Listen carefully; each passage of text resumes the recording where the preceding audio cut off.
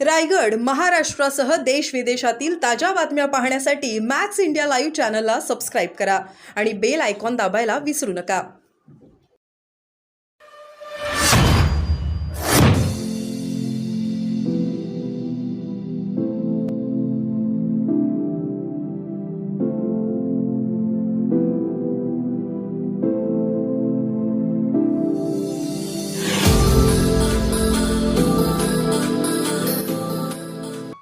हे काय शेतकऱ्यांना परवडणार नाही आणि फसवणूक आम्ही खपून घेणार नाही. स्वराज्याच्या माध्यमातून मला सरकारला आवाहन करायचं आहे, तुम्ही जर ह्याच्यावर कारवाई केली नाही, तुम्ही जर ज्या गोष्टी आम्ही तुमच्या समोर मांडलेल्या आहेत त्याच्यावर ऍक्शन जर घेतली नाही तर मग स्वराज्य याच्यात उतरणार आणि स्वराज्यात ज्यावेळी उतरणार त्यावेळी फुल ऍक्शनच्या मोडमध्ये आम्ही असू. आणि फुल ऍक्शनचा मोड म्हणजे जर उद्या काही कायदा व्यवस्थेमध्ये सुव्यवस्थेमध्ये काही गडबड झाली तर त्याला सरकार जबाबदार असणार. शेवटी आपण कोणासाठी जगतो? आपल्याला हे सगळं धान्य मिळते म्हणूनच आपण जगू शकतो. आणि ह्यांना जर त्रास होत असेल त्या जीएसटीने तर हैराण करून टाकलेलं आहे. आता या खताच्या माध्यमातून हैराण जर करत असतील, बिचारा शेतकऱ्यांना सुद्धा काही परिस्थिती अशी निर्माण होते की आपल्याला खतं घ्यावं लागतात म्हणून काही किंमत देऊन घ्यायचे. साधा शेतकरी आयुक्त, कृषी आयुक्त इथं नाहीये आणि मोठ्या मोठ्या गप्पा आपण करतो.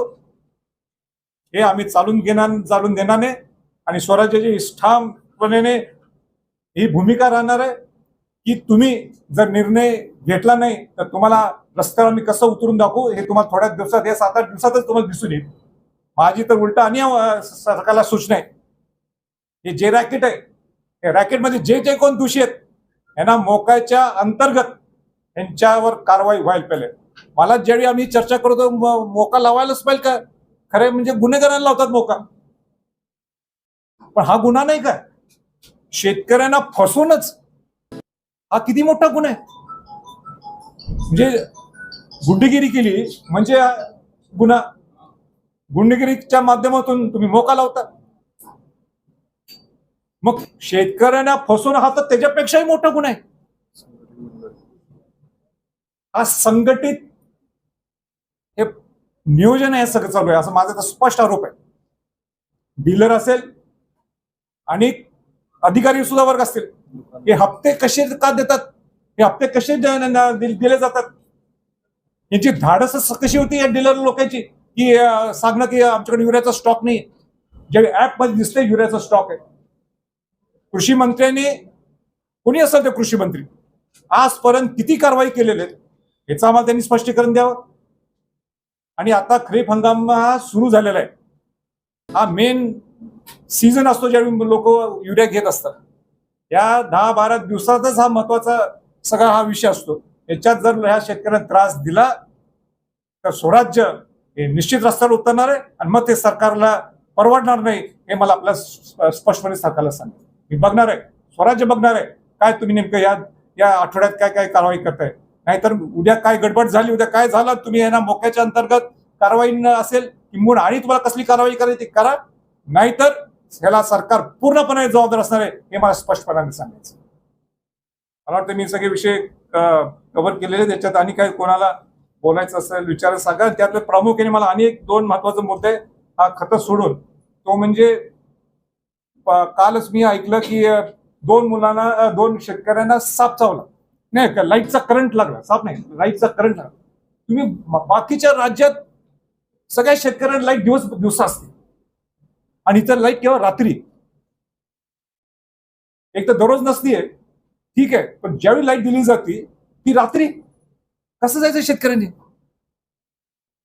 घाबरत जायचं, पाणी सोडायचंच कसं रात्री? करंट लागलाय, साप असताय, विम्याचा वेगळाच विषय आहे.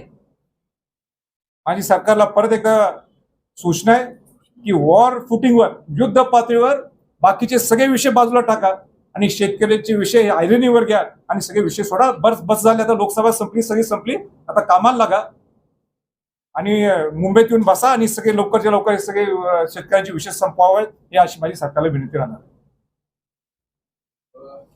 कृषी मंत्री अकार्यक्षम वाटतात का? कारण शेतकऱ्यांच्या देखील अनेक तक्रारी येतात, दुष्काळ दौरा अनेक लोक करतात, पण कृषी मंत्री शेतकऱ्यांच्या भेटीला जात नाहीये. कृषी मंत्री शेतकरी प्रश्न तुमचा एकदम काही चुकीचा नाही.